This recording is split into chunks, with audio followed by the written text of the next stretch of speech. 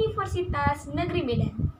Di video kali ini, kita akan membahas materi tentang antibodi monoklonal. Namun, sebelum kita membahas materi tersebut, kita perlu memahami beberapa materi berikut ini.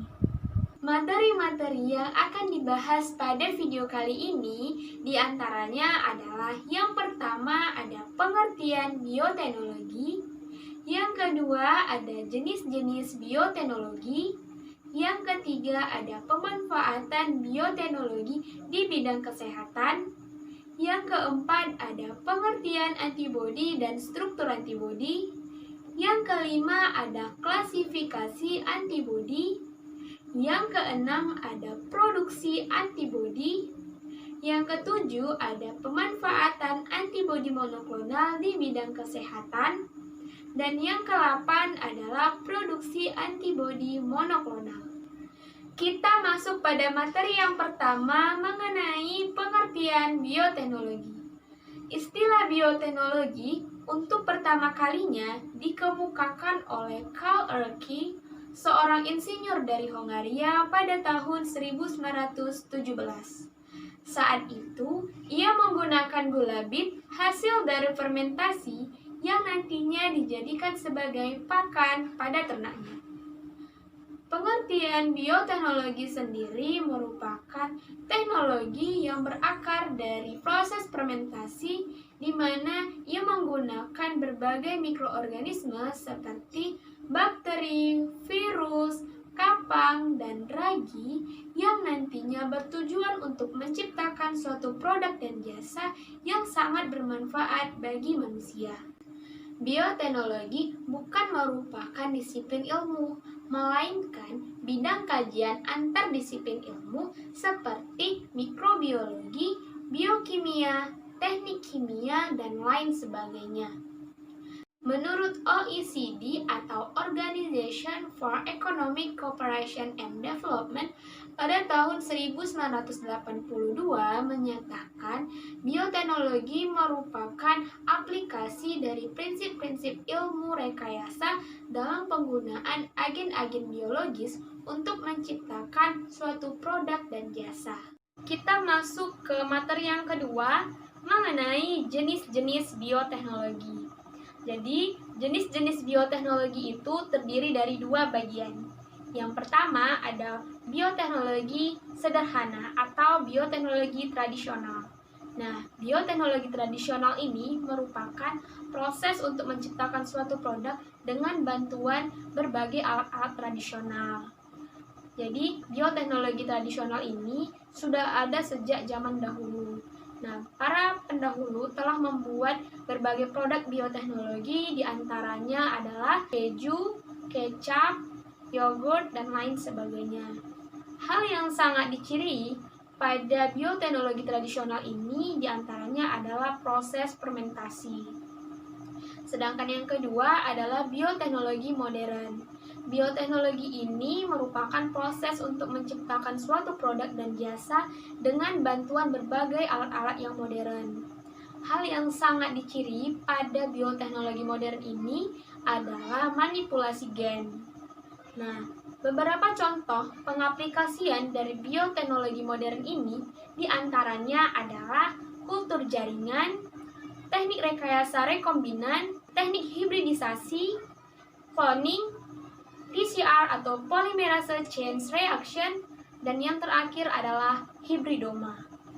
Kita masuk pada materi yang ketiga mengenai pemanfaatan bioteknologi di bidang kesehatan. Nah, bioteknologi sangat bermanfaat di berbagai bidang ilmu pengetahuan. Salah satu bidang ilmu pengetahuan yang sangat merasakan pemanfaatan bioteknologi ini adalah di bidang kesehatan, di mana yang pertama, bioteknologi mampu menciptakan berbagai obat-obatan yang sangat bermanfaat bagi para pasien penderita infeksi. Nah, obat-obatan tersebut diantaranya yang pertama ada penisilin. Penisilin merupakan suatu antibiotik yang sangat bermanfaat bagi para pasien penderita penyakit seperti antraks atau suatu penyakit yang dapat menyerang hewan-hewan ternak. Nah, hewan-hewan ternak itu diantaranya seperti sapi, kambing, kuda, kerbau, dan lain sebagainya.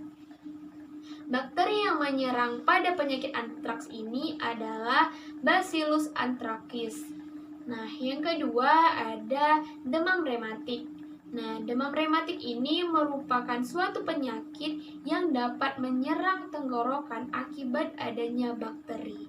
Nah, bakteri itu disebut dengan Streptococcus tipe A. Yang kedua adalah streptomycin. Streptomycin ini merupakan suatu antibiotik yang sangat bermanfaat bagi para pasien penderita infeksi, baik itu infeksi bakteri maupun infeksi virus. Nah, streptomycin ini juga sangat bermanfaat bagi para pasien penderita penyakit seperti tuberkulosis. Tuberkulosis ini merupakan suatu penyakit yang menyerang paru-paru yang disebabkan oleh bakteri seperti Mycobacterium tuberculosis. Nah, penyakit yang kedua adalah meningitis. Meningitis ini merupakan suatu penyakit akibat adanya radang pada selaput otak yang disebabkan oleh bakteri maupun virus. Yang kedua, bioteknologi mampu menciptakan berbagai vaksin bagi para pasien penderita penyakit tertentu. Di antaranya adalah pasien penderita penyakit TBC, hepatitis B, dan cacar.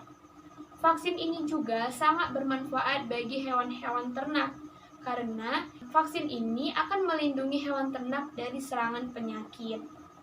Yang ketiga, bioteknologi mampu menciptakan hormon insulin yang sangat bermanfaat bagi pasien penderita kencing manis. Dan yang keempat, bioteknologi ini mampu menciptakan antibodi monoklonal yang sangat bermanfaat bagi para pasien penderita kanker yang bertujuan untuk penelitian dan terapi gen. Kita masuk ke materi yang keempat mengenai pengertian antibodi. Jadi, antibodi merupakan molekul-molekul glikoprotein yang tersusun atas asam amino dan karbohidrat yang tersebar di dalam darah manusia. Antibodi sangat bermanfaat bagi tubuh manusia karena antibodi ini akan melindungi tubuh kita dari serangan berbagai penyakit. Berbicara tentang sistem imun, maka ada beberapa istilah yang sering muncul pada pembahasan kita kali ini. Yang pertama adalah antigen. Antigen merupakan zat yang dapat merangsang dan membentuk ataupun merespon sistem imun untuk membentuk antibodi. Nah, antigen ini dapat berupa virus, bakteri, dan lain sebagainya. Antigen ini terletak pada permukaan patogen. Yang kedua, ada yang namanya epitop. Epitop ini merupakan area pada antigen yang nantinya akan berikatan dengan paratop. Yang ketiga ada paratop. Nah, paratop ini merupakan bagian dari antibodi yang nantinya akan berikatan dengan epitop pada antigen. Sedangkan yang terakhir ada yang namanya patogen. Patogen ini merupakan benda asing jahat yang dapat menginfeksi makhluk hidup, baik berupa manusia, hewan, maupun tumbuhan. Sistem pertahanan tubuh terdiri dari dua bagian. Yang pertama, ada sistem pertahanan tubuh non-spesifik. Sistem pertahanan tubuh non-spesifik ini merupakan sistem pertahanan tubuh yang telah ada sejak makhluk hidup itu telah lahir di muka bumi. Sistem pertahanan tubuh ini bekerja secara umum dan bekerja secara cepat. Sistem pertahanan tubuh non-spesifik ini terdiri dari dua bagian. Yang pertama, ada sistem pertahanan tubuh non-spesifik eksternal. Nah, sistem pertahanan tubuh non-spesifik eksternal ini merupakan sistem pertahanan tubuh yang bekerja di luar tubuh kita. Dia merupakan benteng utama yang melindungi diri kita dari serangan penyakit. Contoh dari sistem pertahanan tubuh non-spesifik eksternal ini adalah kulit dan sel mukosa. Nah, yang kedua, ada sistem pertahanan tubuh non-spesifik internal. Sistem pertahanan tubuh non-spesifik internal ini merupakan sistem pertahanan tubuh yang terletak di dalam tubuh kita. Salah satunya adalah darah kita. Apabila kulit kita itu luka, maka akan mudah patogen-patogen itu masuk ke dalam tubuh kita. Nah, dia akan mudah masuk ke dalam darah. Nah, darah itu yang akan nantinya menangkap atau memakan patogen-patogen itu. Sehingga patogen atau benda-benda asing tersebut tidak mudah masuk ke dalam tubuh kita. Sistem pertahanan yang kedua adalah sistem pertahanan tubuh spesifik. Sistem pertahanan tubuh spesifik ini merupakan sistem pertahanan tubuh yang aktif apabila adanya rangsangan berupa patogen-patogen yang masuk ke dalam tubuh kita.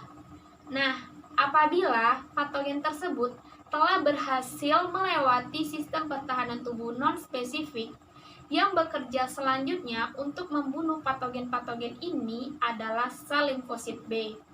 Sel limfosit B ini akan berinteraksi dan berikatan dengan antigen. Kemudian, sel limfosit B akan memberikan sinyal kepada otak untuk membentuk antibodi yang akan membunuh patogen tersebut. Berdasarkan jenis-jenis sistem imun spesifik ini terdiri dari dua bagian. Yang pertama ada sistem imun spesifik humoral, dan yang kedua ada sistem imun spesifik seluler. Dalam sistem imun spesifik ini, yang bekerja dan berperan sangat penting yaitu sel limfosit.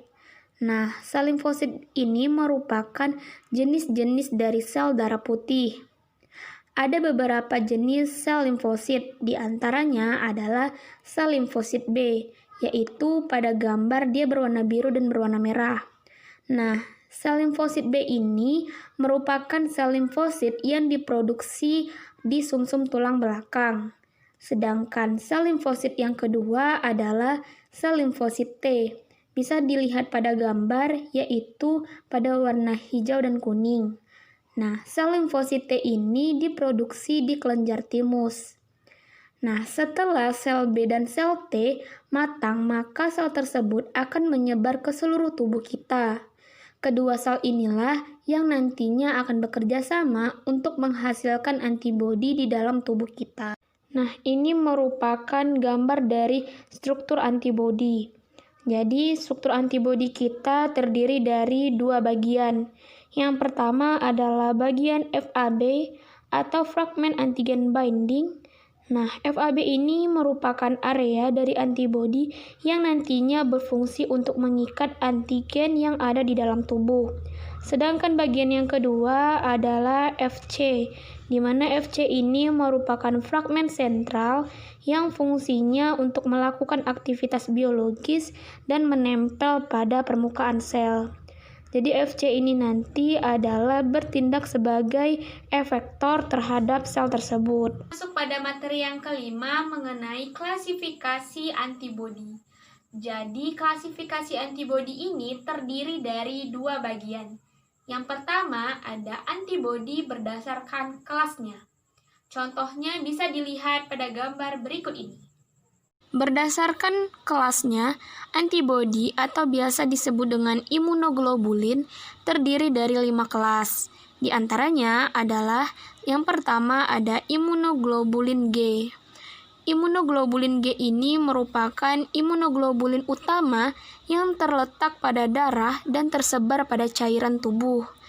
Imunoglobulin ini bekerja pada mikroba ekstraseluler atau di luar sel. Yang kedua ada imunoglobulin A. Imunoglobulin ini banyak dijumpai pada air mata, air liur, air mani, dan kolostrum. Yang ketiga ada imunoglobulin M. Imunoglobulin ini merupakan makromolekul karena strukturnya pentamer.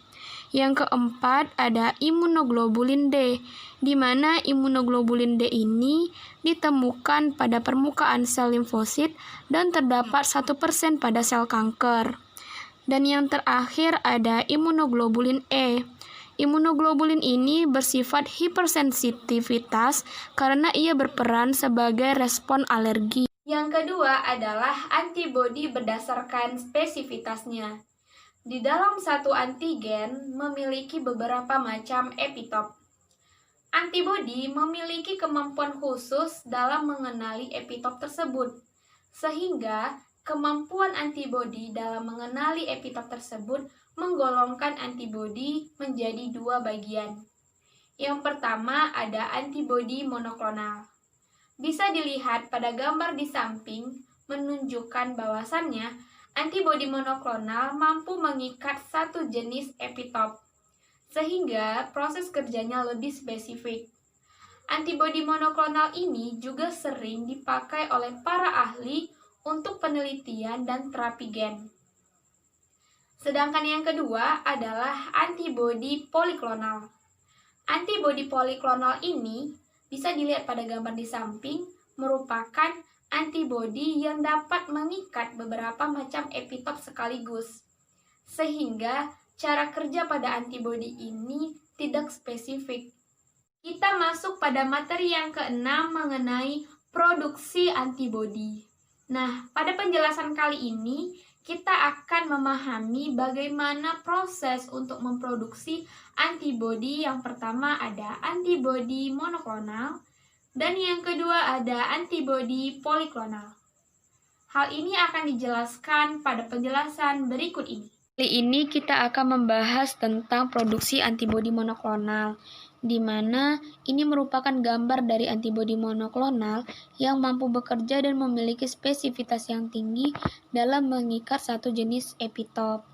Kemudian, yang pertama kita lakukan yaitu menginjeksi tikus dengan antigen atau bibit penyakit. Setelah itu, tikus akan membentuk antibodi yang disebut dengan sel limfosit B. Sel limfosit B ini akan berfungsi pada sel mieloma, di mana sel mieloma ini memiliki sifat yang positif, yaitu aktif membelah. Sel mieloma ini merupakan sel kanker. Nah, setelah berfungsi maka disebut atau dibentuklah yang namanya sel hibridoma. Sel ini akan dimasukkan ke dalam medium HAT untuk melihat seberapa jauh atau seberapa baik sel tersebut membelah dan membentuk antibodi. Nah, setelah itu antibodi ini akan dibiarkan pada medium kultur untuk melihat dan diuji sejauh mana sel tersebut dapat membentuk antibodi sesuai dengan yang diharapkan. Nah, sel yang dapat membentuk antibodi yang diharapkan akan diletakkan pada suatu medium. Nah, setelah itu, antibodi tersebut dapat disimpan dan dipakai demi keperluan penelitian dan dapat diproduksi secara banyak. Gambar ini merupakan tahapan dari produksi antibodi monoklonal. Seperti yang kita ketahui, antibodi monoklonal merupakan antibodi yang memiliki kemampuan khusus dalam mengenali dan mengikat satu jenis epitop, sehingga cara kerja antibodi ini lebih spesifik dalam membunuh penyakit. Misalnya, jika kita terkena penyakit A, maka antibodi yang kita butuhkan adalah antibodi untuk penyakit A. Karena kemampuan khusus ini, para ahli berlomba-lomba untuk memproduksi antibodi monoklonal ini. Nah, bagaimana caranya? Yang pertama, mengimunisasikan atau menyuntikkan tikus dengan antigen berupa bibit penyakit yang telah dilemahkan. Setelah disuntikan, tikus akan membentuk antibodi. Selanjutnya, limfa pada tikus akan kita keluarkan dan kita ekstraksi untuk diambil sel limfosit B-nya. Nah, kenapa sel limfosit B-nya diambil? Karena antibodi dibentuk oleh sel limfosit B di dalam limfa. Nah, disinilah teknik hibridoma kita lakukan, di mana teknik hibridoma adalah teknik fusi sel atau penyatuan sel yang satu dengan sel yang lain agar tercipta sel tunggal, yaitu sel hibridoma. Di sini, penyatuan sel yang kita lakukan yaitu sel limfosit B yang dikawinkan dengan sel kanker. Nah, kenapa harus sel kanker? karena sel kanker memiliki sifat positif yang cepat membelah, sehingga diharapkan sel hibridoma dapat cepat membelah serta mampu memproduksi antibodi monoklonal dengan banyak. Nah, proses fusi sel ini dilakukan pada suatu medium, yaitu medium PEG atau polyethylene glycol. Nah, setelah kita melakukan fusi sel atau penyatuan sel, hasil fusi tersebut kita seleksi pada medium HAT atau hypoxanthine aminopterin timidin. Nah, kenapa harus diseleksi? Karena tidak semua sel berfungsi dengan sempurna. Bisa jadi ada sel yang berfungsi dengan jenisnya sendiri. Misalnya, sel mieloma berfusi dengan sel mieloma, atau sel limfosit B berfusi dengan sel limfosit B. Namun yang perlu kita ambil yaitu sel hibridoma, yaitu sel yang berfusi dengan sempurna antara sel limfosit B dan sel kanker. Nah, sel hibridoma yang berkembang dengan baik akan kita pindahkan serta kita biarkan pada medium kultur. Pada medium kultur inilah sel hibridoma akan membelah secara cepat dan membentuk antibodi monoklonal sesuai yang diharapkan. Setelah itu, antibodi monoklonal yang terbentuk ini dapat disuntikan kembali pada tikus untuk dapat memproduksi antibodi monoklonal dan dapat juga dibekukan serta diproduksi secara banyak demi keperluan penelitian. Untuk memproduksi antibodi poliklonal sendiri, yang harus kita lakukan yang pertama adalah menginjeksikan antigen berupa bibit penyakit ke dalam satu makhluk hidup seperti kelinci. Nah, setelah itu, antigen yang masuk ke dalam tubuh kelinci tersebut akan mengaktifasikan sel B untuk membentuk yang namanya antibodi. Antibodi ini akan terbentuk di dalam darah. Nah, setelah antibodi terbentuk di dalam darah, maka serum darah yang berisi antibodi akan kita proses dan kita ekstraksi agar antibodi yang terdapat di dalam darah itu dapat kita ambil. Kita masuk pada materi yang ketujuh mengenai manfaat antibodi monoklonal di bidang kesehatan. Jadi, antibodi monoklonal ini sangat bermanfaat di bidang kedokteran. Nah, manfaatnya itu adalah yang pertama untuk terapi. Nah, antibodi monoklonal ini memiliki spesifitas yang tinggi, sehingga membuat banyak para ahli menyisipkan antibodi monoklonal pada obat-obatan yang tujuannya adalah agar obat-obatan tersebut langsung sampai ke sel target yang terinfeksi. Yang kedua adalah untuk diagnosis. Nah, untuk diagnosis di sini maksudnya yang pertama dapat mendiagnosis kehamilan. Yang kedua dapat mendiagnosis serum darah. Dan yang ketiga adalah uji serum. Yang ketiga adalah bertujuan untuk penelitian, di mana antibodi monoklonal ini sangat bermanfaat pada penelitian ELISA atau Enzyme Linkage Immunosorbent Assay. Kita masuk pada materi yang terakhir adalah macam-macam produk antibodi monoklonal. Yang pertama ada trastuzumab. Trastuzumab ini merupakan antibodi monoklonal yang berguna untuk menghambat reseptor pada penderita kanker payudara. Nah, yang kedua adalah pertuzumab. Nah, pertuzumab ini sama halnya dengan antibodi trastuzumab yang fungsinya sangat bermanfaat bagi para pasien penderita kanker payudara. Dan yang terakhir adalah nimozutumab. Antibodi monoklonal ini merupakan antibodi monoklonal yang murni. Dari materi yang telah saya sampaikan pada video kali ini, dapat kita simpulkan yang pertama terkait pengertian bioteknologi merupakan teknologi yang berakar dari proses fermentasi yang menggunakan berbagai mikroorganisme seperti bakteri, virus, kapang, dan ragi yang bertujuan untuk menciptakan suatu produk dan jasa yang nantinya bermanfaat bagi manusia. Dan yang kedua terkait pengertian antibodi merupakan molekul glikoprotein yang tersusun atas asam amino dan karbohidrat yang tersebar di dalam darah manusia. Antibodi ini sangat bermanfaat karena dia akan melindungi tubuh kita dari serangan penyakit. Yang ketiga adalah antibodi monoklonal. Antibodi monoklonal ini merupakan antibodi yang terbentuk dari teknik hibridoma. Teknik hibridoma ini merupakan teknik pembuatan sel yang dihasilkan dari fusi sel antara sel limfosit B dan sel kanker. Antibodi monoklonal ini merupakan antibodi monospesifik karena ia mampu mengikat satu jenis epitop, sehingga proses bekerjanya menjadi lebih spesifik. Sekian dari materi yang saya sampaikan. Assalamualaikum warahmatullahi wabarakatuh.